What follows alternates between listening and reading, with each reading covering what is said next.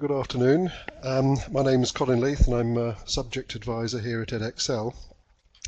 You've got a PowerPoint presentation in front of you that we'll go through. What's going to happen is I'm going to start with some general slides, general introduction. Now these introductory slides apply to all GCSEs. They're useful if you've got a whole school role or if you want a whole school perspective. But I won't spend too long on these, and then I'll go on to the slides that are related to our applied GCSE in business.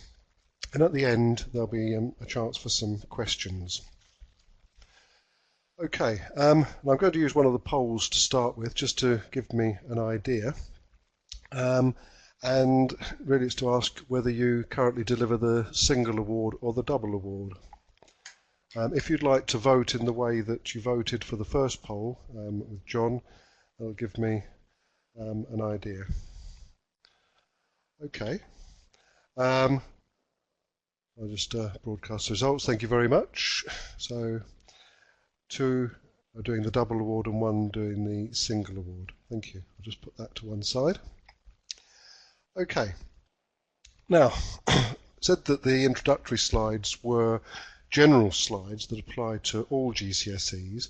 You'll have heard about the GCSE reforms, you may have seen them on the news, and this slide has got 5 bullet points that summarise these changes for you. The first point is the introduction of 100% terminal requirement, or linear GCSEs. Since the 2009 GCSEs, we've been used to this 40% terminal requirement, and all that's happened is that that's moving to 100% terminal requirement. In other words, the students have to complete 100% of the assessment in the terminal series, in other words, in the last series when they're cashing in. There have been some changes to some of the subjects around spelling, punctuation and grammar. There are no changes to applied business in this area. There's the rule that forbids resits. So no resits, no January, and controlled assessment can be done at any time. Well, there's really not really much change there in that last point for the applied GCSE. This slide here is going to introduce the off-qual timeline. Just before we go into this, just another quick poll to ask you whether you currently deliver our GCSE over 1 year, over 2 years, or over 3 years. Well, everyone taking part today, there's the results there, everyone taking part today delivering over 2 years. But I know some schools are moving to a 3-year Key Stage 4. Now this timeline, this slide gradually builds up with bits of information. A lot of the bits of information here don't really apply to this. You'll notice on this timeline November, March, both in 2012, 2013, November and March exam series, but we don't use those currently for the applied GCSE. We're concentrating essentially on September, which is the start of the course, and then January and June comments. September 2011, well, those of you who started teaching in Year 9 will be affected by this, but as you're all over 2 years, this doesn't really affect you. Your current Year 10 started in September 2011, and they'll be doing the course in a modular way, but that's going to change for in the future. This particular one doesn't apply to us because it's looking at science, English and maths, but this little box down at the bottom related to June 2013 reminds us that June 2013 will be the last exam series where modular assessment applies, and from then on we'll be moving to linear. Comment about November doesn't apply to business, but you'll notice here January and March, but January 2014 says series no longer used for GCSEs. So this affects us if you've used Unit 2, January for Unit 2 in the past, you will no longer be able to do that. The 3-year GCSE courses which saw spelling, punctuation and grammar included starts in September 2010, but again that doesn't apply to our applied business, nor does that new green box there. The 3-year courses doesn't apply to anyone here, but if you're thinking of moving to a 3-year course, or if you know anyone, the September 2011 starters on a 3-year course would have had to adopt the new linear rules. And those are the new linear rules that will apply from this September. Now you're all doing a 2-year applied GCSE course. Your September 2012 starters will have the new linear rules, 100% terminal requirement.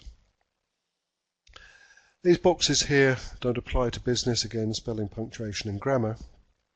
And the last box, June 2014, June 2015, over on the right hand side there you see GCSE available as linear qualifications. So from June 2014, the end of modular, it's the start of the linear GCSE assessment. Okay. I've got a simpler version of this timeline, so don't worry if you haven't followed this. I've got a simpler version of this timeline that relates to applied business a little bit later in the presentation. So let's move to some of the sort of big headline reforms that have come in. The first point to say is that there's very little change to the specifications. As far as the content is concerned, the applied GCSE course hasn't changed. All that has changed is we've got this 100% terminal requirement, and there's no January sitting for Unit 2. So that's what we mean here by minimal change.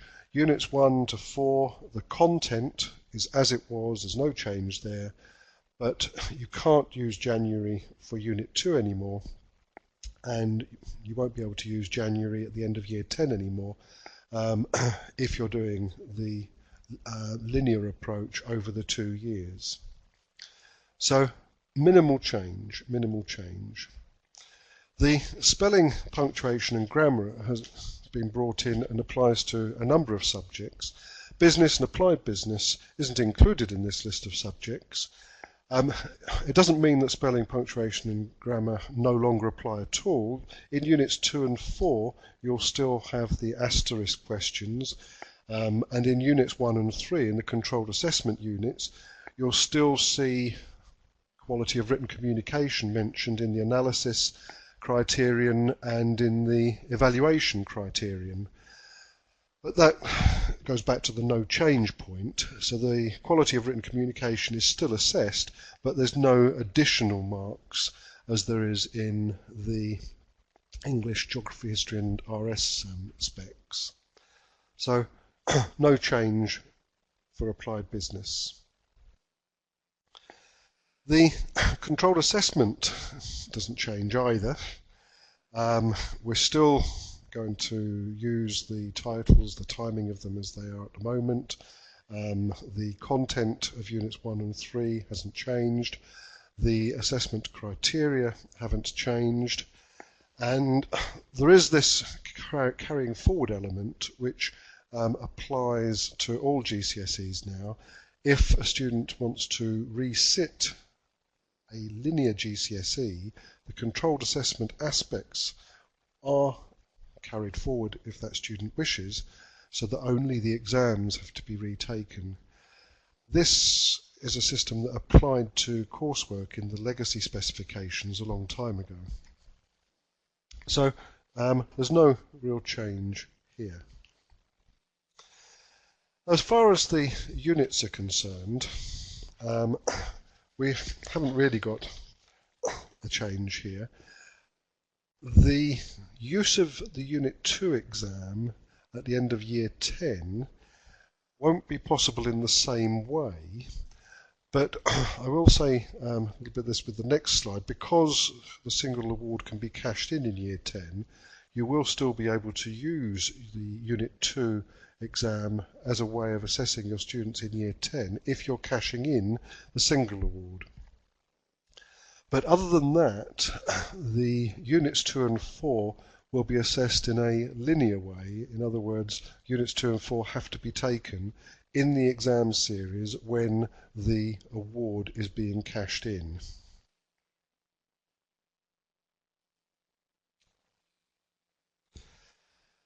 Now the headline measures. How the headline measures reforms affect us are, if you are taking the double award, the double award will still count as 2 GCSEs on a student's CV, for example, will still count in the wider performance measures that the school reports, but in the headline measures, in the 5A star to C and 5A star to G, the headline indicators, the double award will only count as 1 GCSE. Now this comes about because of the reforms to the headline measures. The Secretary of State has moved from the quantity of qualifications to the number of different qualifications to try and ensure breadth. So the 5 subjects reported have to be 5 different subjects.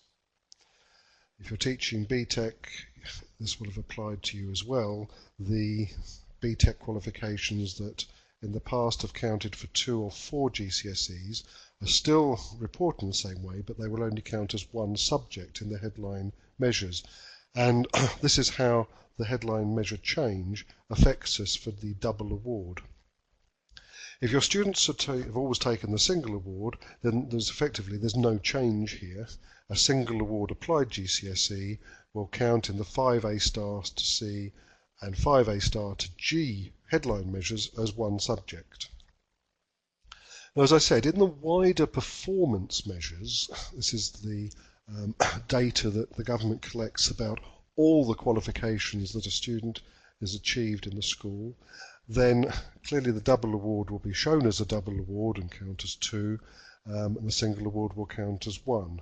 And there's no need for you to tell students that their CVs are changing as far as their CVs are concerned. If a student has done a double award, that counts as a double GCSE.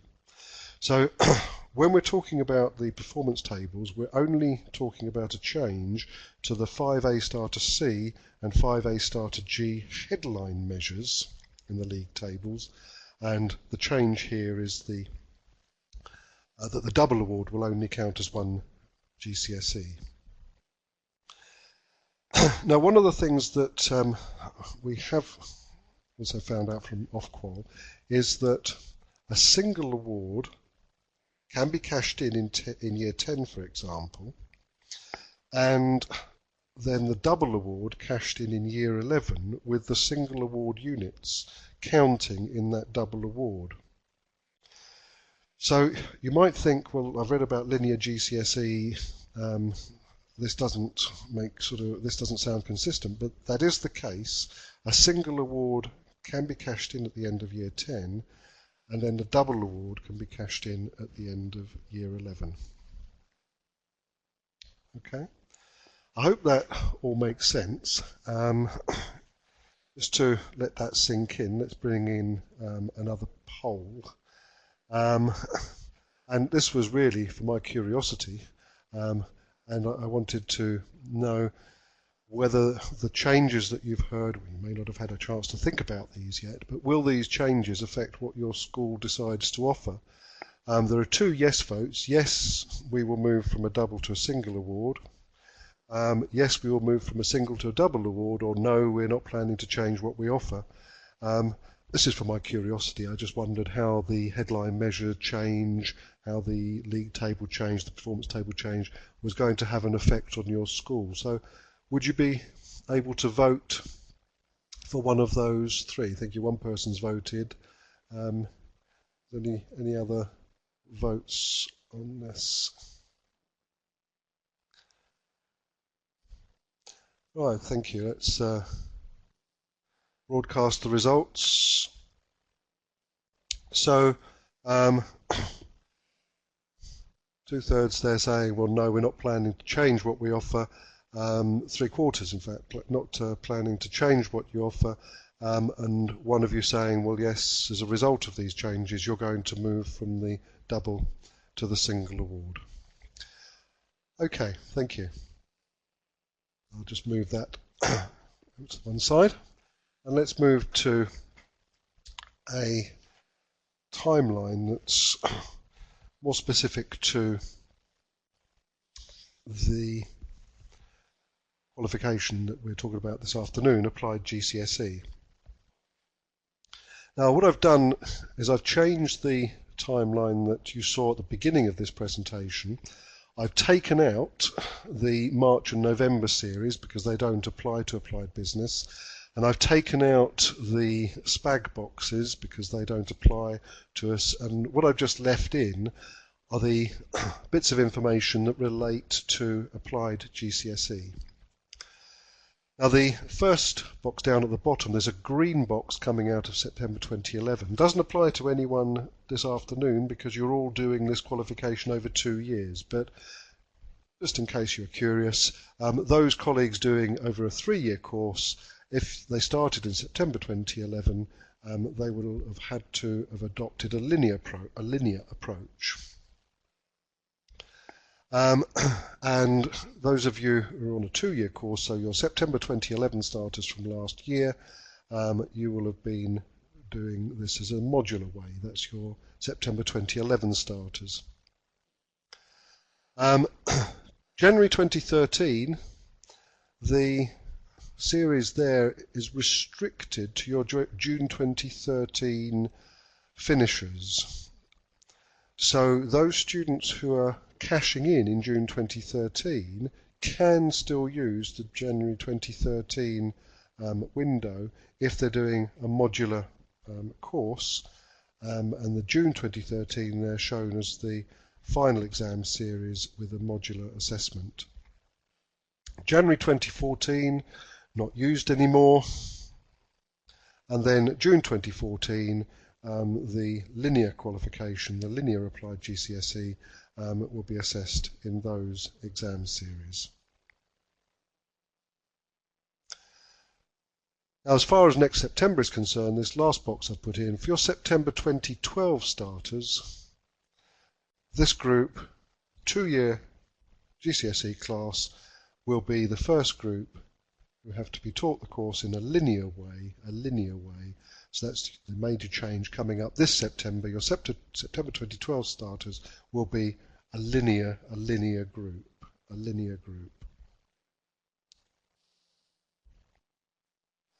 How do these reforms change things? Well, they don't actually change things that much.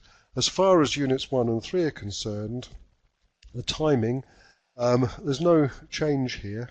You can run the controlled assessment units whenever it suits you, and all that will change is that you enter units 1 and 3 in the final exam series. Although remember, with this single award cash-in, if you want to cash in the single award at the end of year 10, you can enter the single award with units 1 and 2 at the end of year 10, and then you can top up at the end of year 11 to the double award and enter units 3 and 4 at the end of year 11.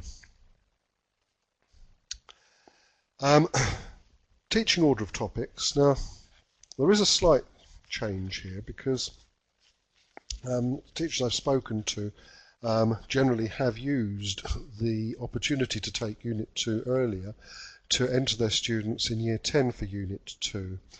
Now, you may decide that you want to change the teaching order because Units 2 and 4 are going to be assessed at the end of the course, at the end of Year 11, and you may want to leave these units later in the course.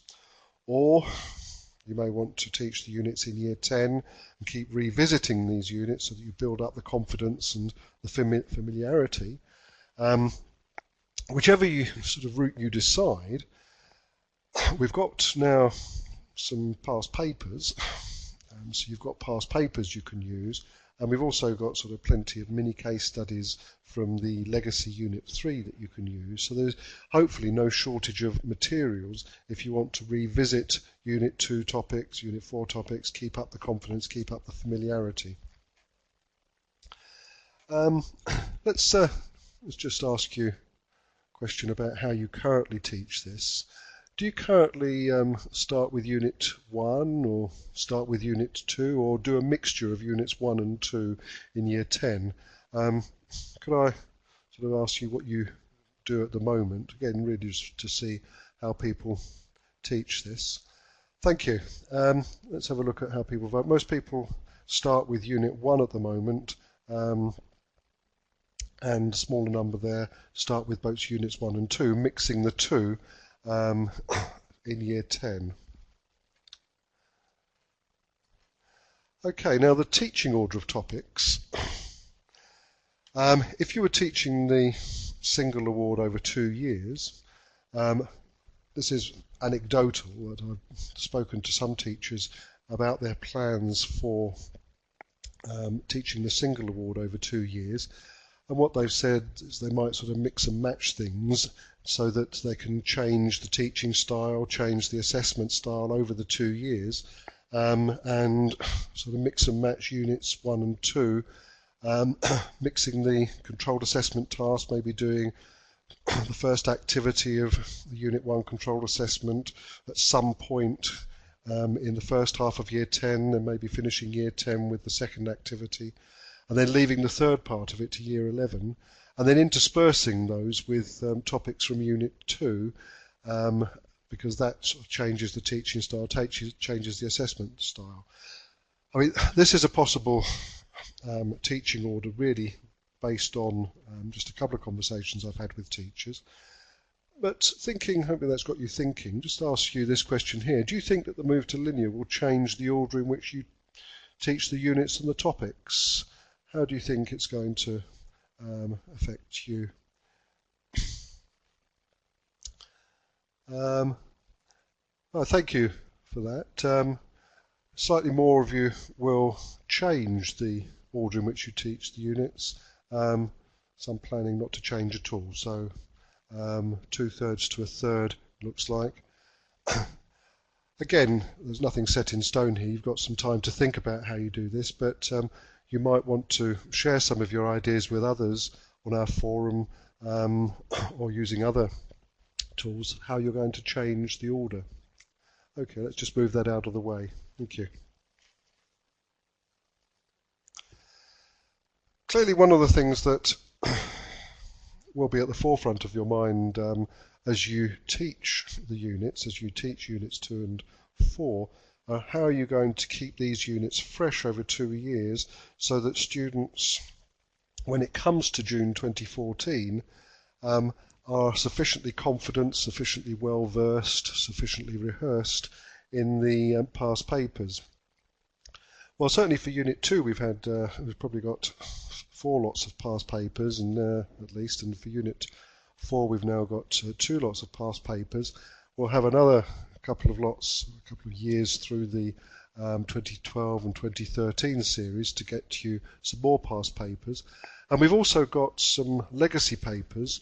If you taught the legacy specification, the old Unit 3, although the question style does differ slightly and not all the topics are covered, there are overlaps between the topics in the old legacy Unit 3 and some of the Unit 2 and 4 questions, and certainly topic areas, so you might find those useful. We've got a whole set of these in the resource bank, so hopefully you'll make use of the resource bank to download case studies that you can change yourself to provide you with the questions you need. How do the reforms change things? I just wanted to finish with this, just to go back to something I mentioned earlier when I was talking about the headline measures. If you're teaching the single award, well, you can teach the single award over 2 years. So at the end of 2014, with your first cohort through, you make the entry for Unit 1, Unit 2, and the cash-in code 2ABO1, and you do all of that at the end of Year 11. But there is this opportunity, if you do the double award and you want early feedback, there is this opportunity to cash in the single award at the end of Year 10.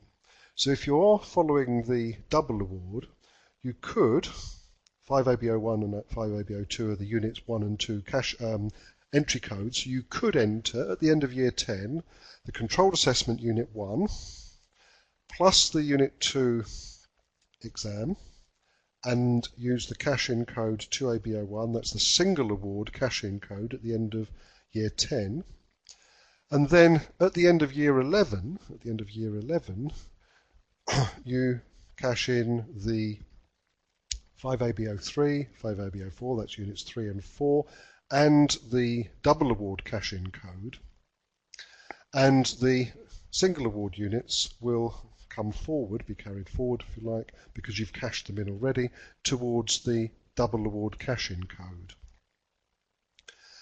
Now, the questions I've been asked, and I hope that makes sense. One of the questions that I've been asked that came up at a training event is, could you still do Unit 2 at the end of Year 10 if you're doing the double award and still make it count? Well, the answer, if you look at this, is yes. For example, if you are doing the double award, your students could do Unit 2 as part of the single award cash-in at the end of Year 10. Now, the question then arises, can they retake Unit 2 at the end of Year 11?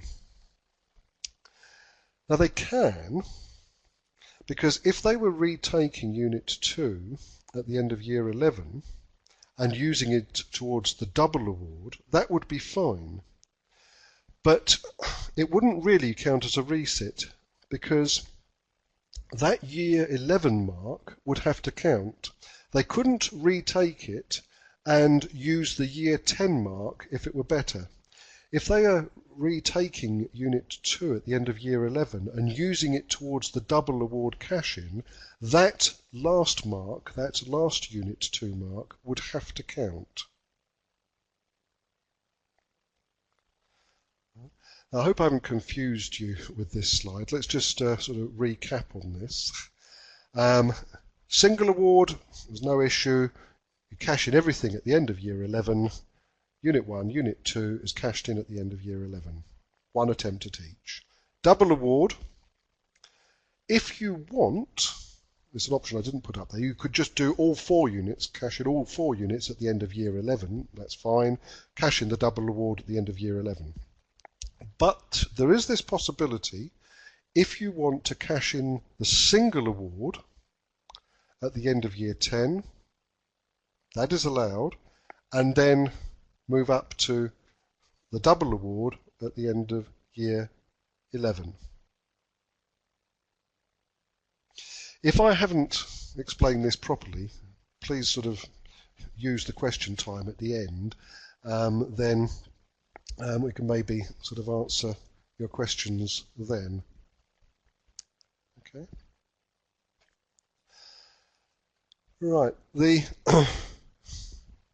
presentation hasn't taken maybe as long as we advertised because largely the changes are fairly small.